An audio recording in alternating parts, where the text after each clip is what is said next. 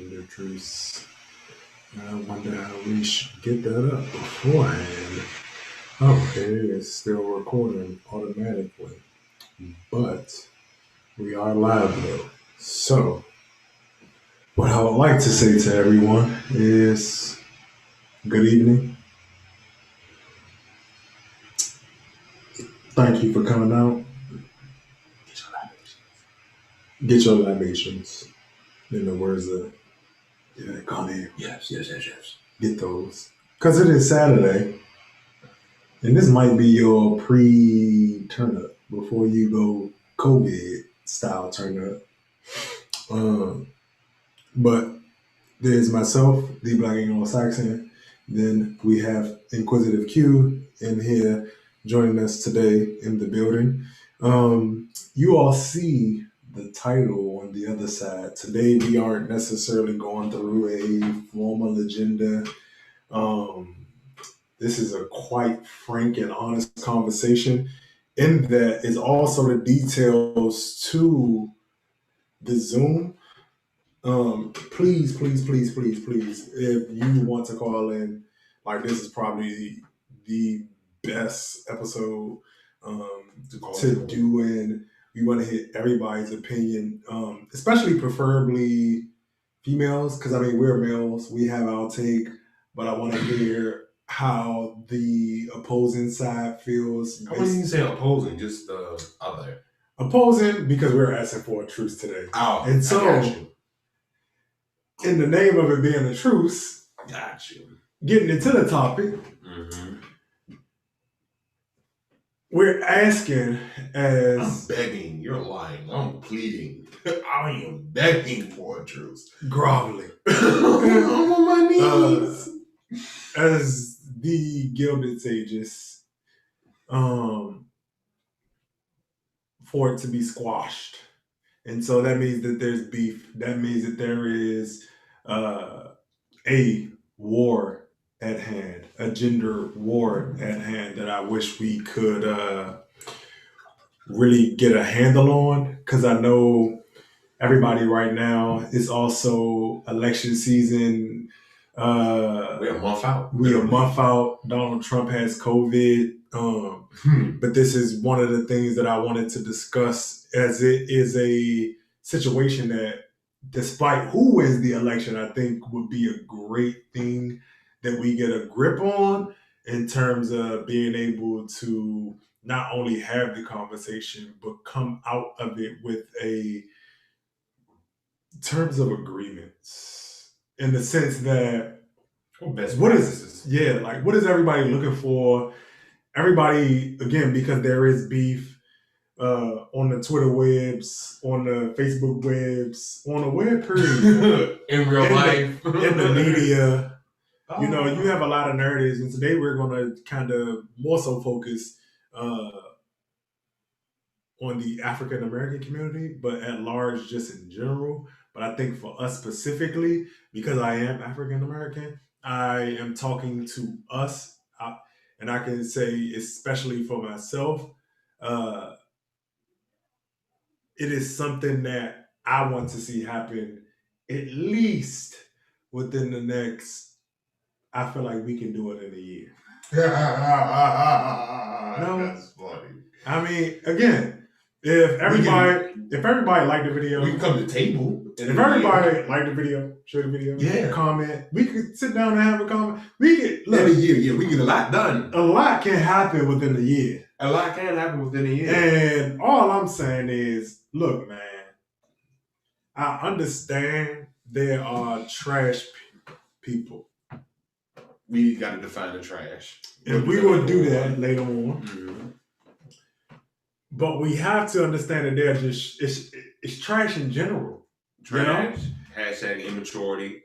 Hashtag immaturity, because it's a lot that goes on that gets chalked up to toxic masculinity, toxic femininity, toxic whatever. But it really comes down to who's actually out here being an adult. Who's actually out here being responsible? Wait a minute. So are you taking the ing off adulting and just saying adult? Yes, because adulting turns it into this very what word do I want to use? You asked. Petulant. Infantile. Character of what being an adult actually is. Because what people are doing is taking components out of what being an adult is and saying, "Oh, I'm adulting because I'm doing this one component." That one component that society may just impose on them automatically. Oh, so you expand the scope? Because we have to. Because again, there are guys that are trash and there are women that are trash. And in better words, immature. Because you can redeem yourself from being trash.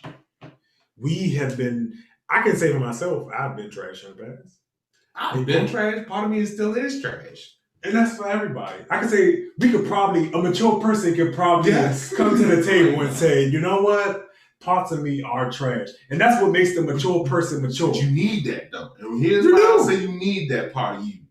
It's called ego. But anybody who has really understood relationships, and I mean romantic, non-romantic, erotic, non-erotic, you understand that sometimes people take you for granted and they just think you're a sucker and you gotta look at them and go like, yeah, no, I agreed to be with you, but the terms are changing because you're treating me differently.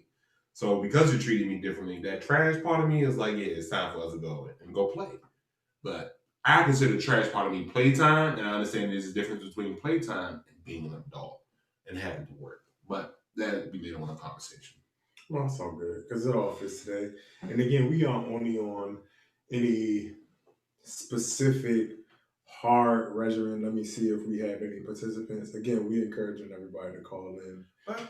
I think it's interesting to start off with, how did we come to this conversation? How did we get to the point where we decided, okay, the politics matter, everything else, the pop culture matter?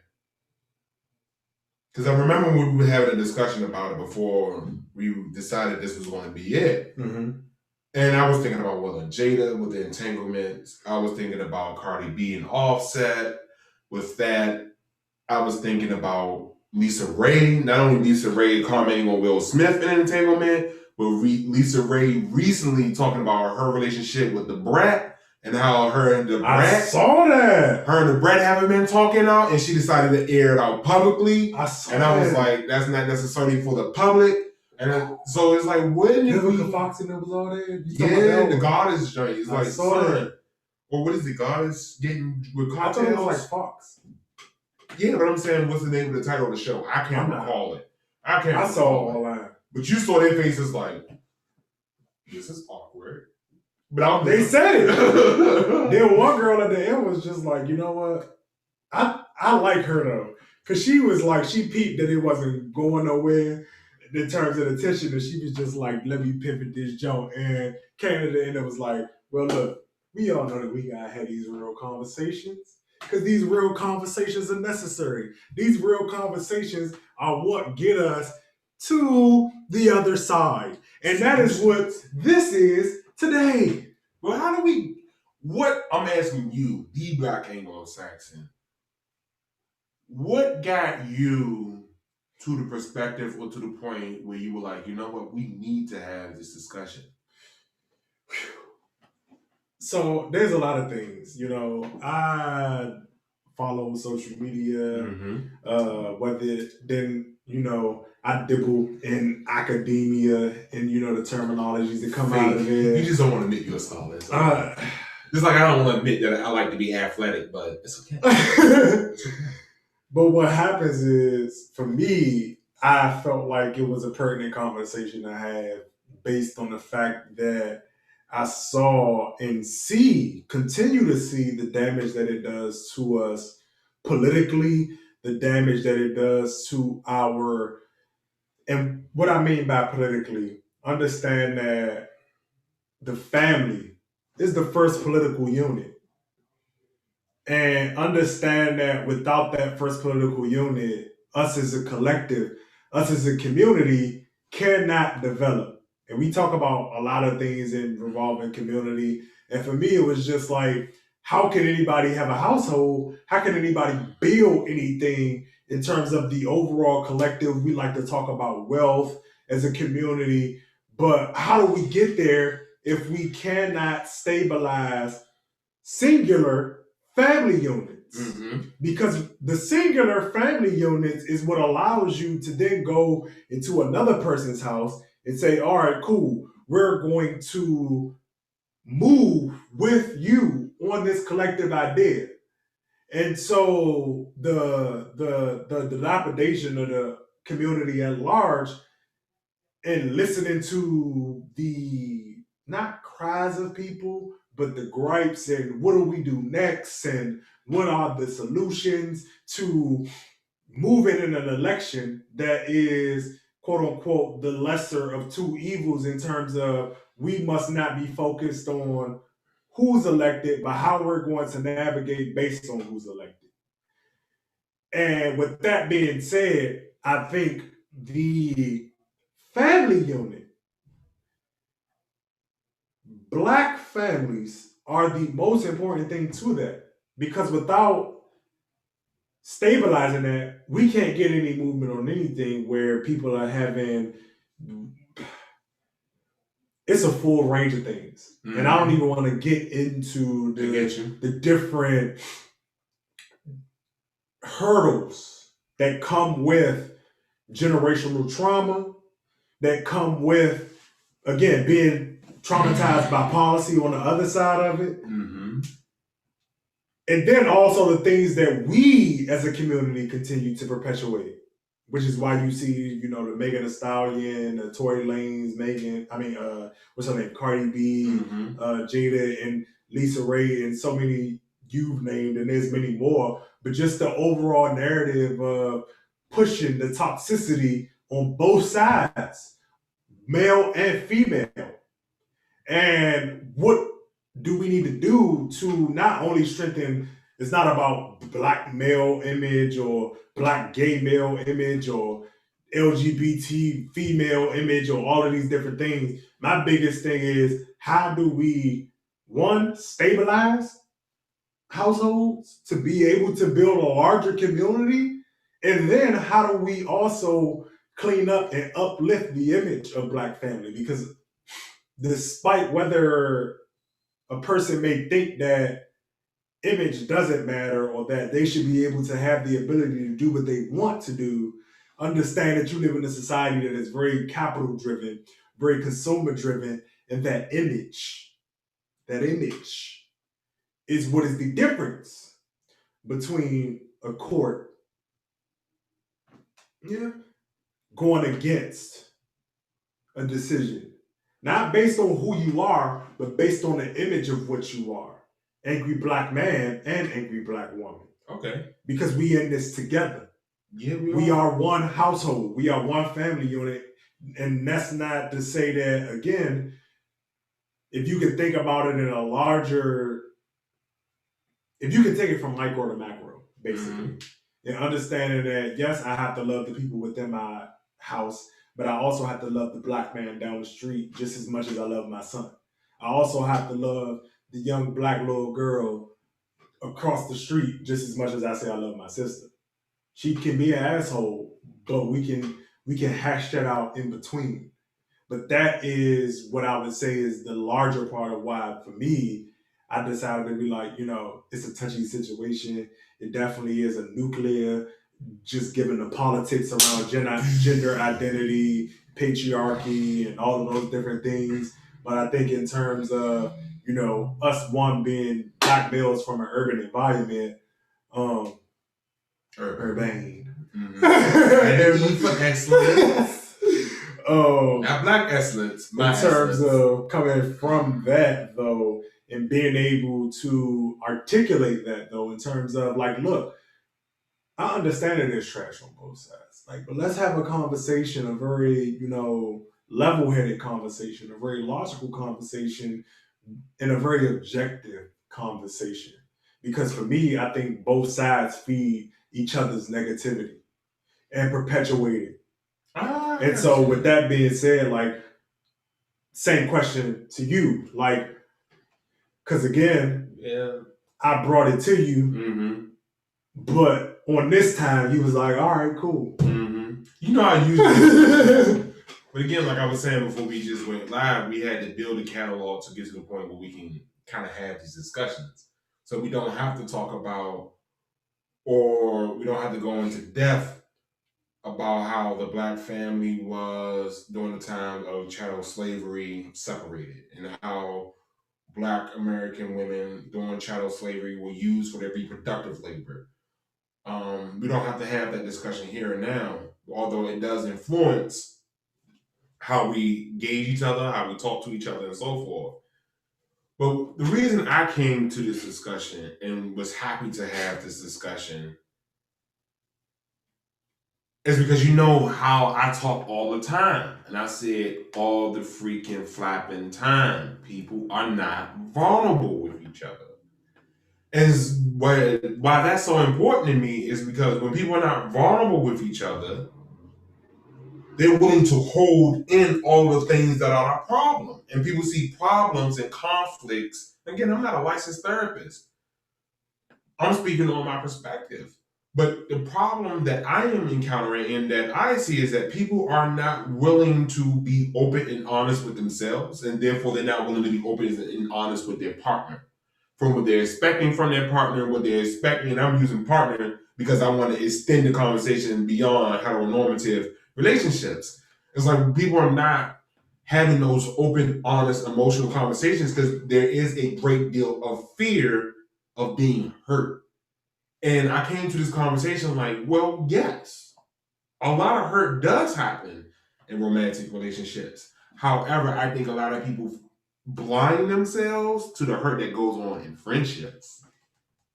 To how a lot of these friendships aren't friendships, they're hate groups. And what I mean by their hate groups is that when you were saying that people escalate,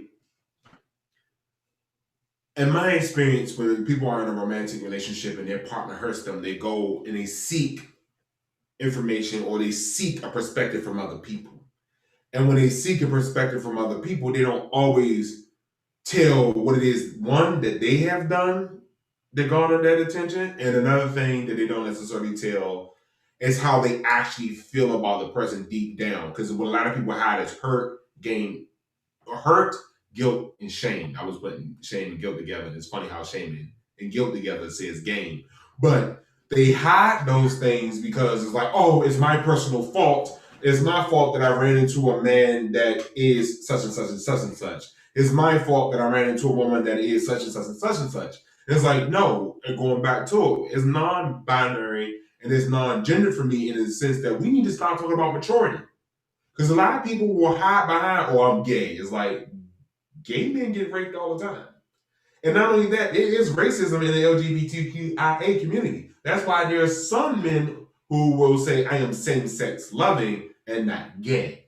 So there's complexities to these things. And if we keep using gender or keep saying fuckboy or we keep saying thought and all those other things, people assume they know what's going on because it's like, oh, I know what a thought is. I know what a fuckboy is. It's like, but you have no clue what's actually being done behind closed doors. And so what you are saying basically is the behavior algorithms. The algorithms of the behavior in terms of when you have a term or when you have an idea or when you have a concept, you take that and then you open that up. Mm-hmm. And we're now having a conversation more so about what makes you a fuckboy or what makes you a thought or why those things even matter and what those things mean to the overall community and how it affects relationship.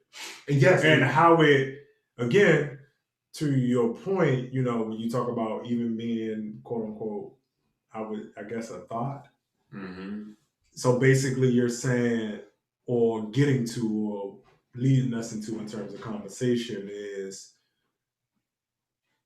it's not necessarily about you being a thought or a fuck boy, but rather being an immature person, and that label is just being slapped to you. But across the spectrum, okay. What I want to clarify is that being a thought or a fuck boy is not about promiscuity. It's about how a person goes about seeking partners. Like, you can be promiscuous and honest. I say that all the time. You can be promiscuous and honest and not be a thought or a fuckboy. But if you're promiscuous and deceptive, that's when you become. Because I always differentiate between, you know, a lot of women think that guys be caring about body count, and it's like it's not insecure. No, it's not. Like because I even had to tell my girl, it's like it's not so much about the body count. It's about how you accumulate the bodies and the manner in which you accumulate the bodies. I don't necessarily mind you having bodies, but if you out here just legs spread open to the public, that's a different conversation, because now we're talking not necessarily about what you're doing behind closed doors, but the tact in what you're doing behind closed doors. So for me, I know a lot of people, you know, it's like, oh, why does that double standard exist? It's like, look, for males, it's called community penis. Yeah, it is, but for males, the difference is of how people internalize it. For males, we just don't really care. I disagree, but I'll say why I disagree. Go ahead. No, I was only to finish. Yeah, in the sense, I don't feel like males care to that degree outside of trying to meet a standard that is imposed on them by women, because for most part, the only time or the only reason that a lot of men want to get more women or get women is to get other women. So the validation comes through receiving that attention from other women. Yes, men do clown men for getting, I guess, or not getting women, but it doesn't happen as much as people would like to believe. Yeah. Like, whatever. And again, going to your point, those are more sort of immature dudes. Like, if nobody's paying attention to that guy. Like, you're clowning dudes for what? Vagina? Like, you're like, what, 18, 17? If you pass 16? If you pass that's how old you doing that? If you are past the age of 25 and you're still doing that, there's no reason for me to have a conversation with you. Like, you're literally trash. Because nobody cares about it anymore.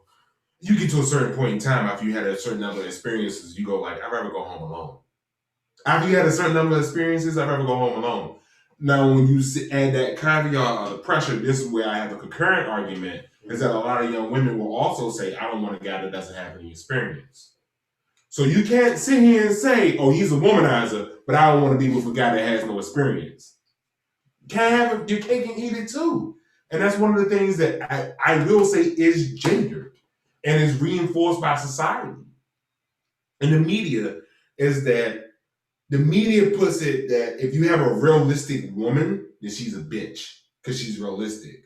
She's willing to call out. Like, so we take the realistic woman and we just nail her into the ground because she is in marketing sex. But we take the woman who's willing to idealize herself and therefore sell that idealized version of herself and put her on a pedestal. And for a lot of guys, they chase the idealized version of femininity. And like, oh, she's toxic. It's like, yes, she's toxic. Why? One, I'm not even going to her psychology because we need someone to call in for that. One, she's idealized. And because she's idealized, the reality of who she is something she's able to hide because she does not have to go to multiple suitors. She doesn't have to compete in the same way that other people who don't get the same attention have to compete for attention. What you're not willing to do, she can easily go through her phone and just flip and go like, okay, this person was willing to do it. But anyone who knows their life is like, that's a very shallow existence. You don't get much out of it. But this is when I blame guys. It's like, I blame guys for being superficial visually. It's like, you're so visually superficial that we're not able to promote, we're not able to propagate maturity because most people are willing to chase youth. And they're willing to chase that they're willing to chase that youthful image. And that's why we can't get to legacy. Because when you get to legacy, now you have accepted aging and maturing. Getting back to the adulting thing. Now you have accepted, I kind of don't have the time in my life to be promiscuous because it takes a lot of time. Oh, it takes a lot of time, of course. Look here, man. It takes a lot of time. And this is how you know. Speaking to maturity too. Because what happens is, and this is where the gender war gets kind of dangerous, right? We are coming out of our youth. What I would In ask Black for, America, yeah. White America, we just entered it. and no, what I mean is specifically in terms of generational. Gotcha. Because what I'm about to go to is, I think what we have to do is be very careful about how we generalize. And I'll just say, speaking on the behalf of men, I would ask Black women, in terms of the truth, please be careful about the narrative and the storyline that you put out. If you're talking about Black men being trash and garbage and so on and etc. and not being able to commit, and you are 22, 23, man, be careful. Because I want us to be able to put things into proper context. Be very careful. People are very, at that age, that's why I said the 17, 18, 19, and 20. At that age, you are immature. You don't know what the fuck you want. You don't know what you like. I'll say 35 plus. Because right now, what I will say is people 30, you should be coming out of that full blown. I will say, you know me, you say my standard's high, so I'm you being nice. That's what I'm saying. You say my standard's high, so I'm trying to be nice right now. 30? No. But you should have been coming out of it at 30. You too late. I don't want to be your friend. I don't want to be your friend. You just coming out of that. You got too many times and too much. You need too much time to understand the difference between physical and emotional intimacy. He said it. You can't be my friend. I don't care. But I don't need him. What I was saying was, you're right. I'm trying to be nice. You being nice. But you told me the other day that it's based upon subject. It's based upon subject, and that I may have a too high of a level or expectation of discipline from people. You see my sentences. You know they're like 100 words long. But why would you listen to me? But at the same time, again, extending grace to people. I understand that people live their lives because, again, we are also in context dealing with a generation who was taught by a generation. We the cracker here. All of us, even if our mothers wasn't. Yeah. So because again, those influences go far beyond an individual household, a collective community. So again, I'll give people that room. I'll give people that. Okay, you 30. You need to at least be saying to yourself, look, what I've been doing is stupid. We need to correct course. And so when we talk about like truth, 30. Hey, I'm just trying to be nice. When we talk about truth though, on both sides, what I would say is I think we have to also be willing to look at our group specifically and not apply standards from other groups. And I mean that when I say economically, economically, because a lot of the drawback comes economically as you have Black men, African American men specifically, is which we are talking about, who are trying to strive to be things that, again, I'm not against you striving. Please do not take that for what I'm saying. I'm not. Because again, part of that is human, and part of that is needed for us to get to the next stage. Part of striving is what makes the person say, you know what, I'm doing wrong. Let me do better. So I'm not going to do that because we're talking about, again, people who come from striverism in terms of how we apply across the board to every ideal that we want to see. That's why we have vision boards. So, in terms of striving, what I want people to strive to is being a better person. And being a better person across the board and understanding that you need to, and this goes for Black men, look, we don't have the resources that we would love to have access to. And when I say resources, I'm talking about social capital, I'm talking about liquid capital. Because I know a lot of people want to be, again, entrepreneurs and things of that nature, and I would never deter anybody from it, but I want people to understand what they're getting into when they do it. Because when we talk about the gender beef, and when we talk about that, a lot of, I see within between the lines of these conversations is, men can't provide, men can't protect, men can't economically keep pace. And I need for us to understand that we have to build in a different way. But I also am asking for women to understand that, like, look, you have to. I understand that there are no excuses, and there are none, but understand what has happened historically that has put both of us in a situation together. Emphasize that all the time. We have to understand that we are in this together in terms of historically being put into this situation. And when we talk about the gender beef, again, you can hold people accountable, but be also understanding in the same way that you want that man to be understanding that, like, look, I deal with and dealt with aggressive women or women who would be deemed toxic in a sense that they aren't necessarily feminine and so on. But at the same time, you have to understand that we all come from toxic environments. We all come from, and what I'm saying is not necessarily enable people, because I'm against enabling. But what I will do is give you the room to grow. Because if I didn't get that room to grow, I wouldn't be where I am right now. I get you. But some of it is pruning. And what I mean by pruning, I literally mean neurologically no longer reinforcing certain neurological pathways to pleasure. What I mean by that, we need to stop talking about the ballers and the baddies. I'll repeat it. I'm famous for repeating. I don't mind. Man, can we get some calling? Please. But we need the ballers and the baddies.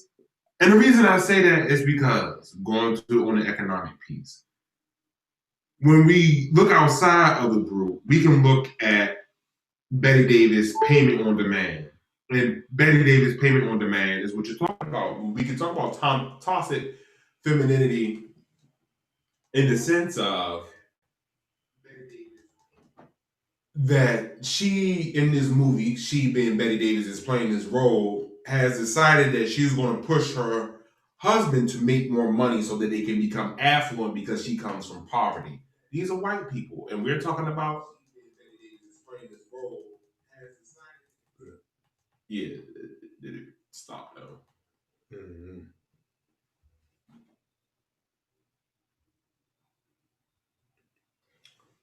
I don't think it has stopped though. Oh, well, I'll just try. Okay. Anyway, so I don't want to lose too much.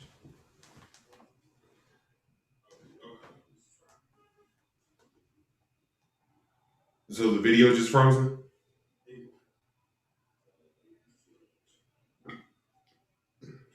Anyway, so Betty Davis basically is pushing her husband to become a wealthy businessman because she as a woman is not allowed to participate inside of business world. And that goes back to the patriarchal view of men are the only credible business people. Men are the only people who can deliver a product and a service. And so what happens is that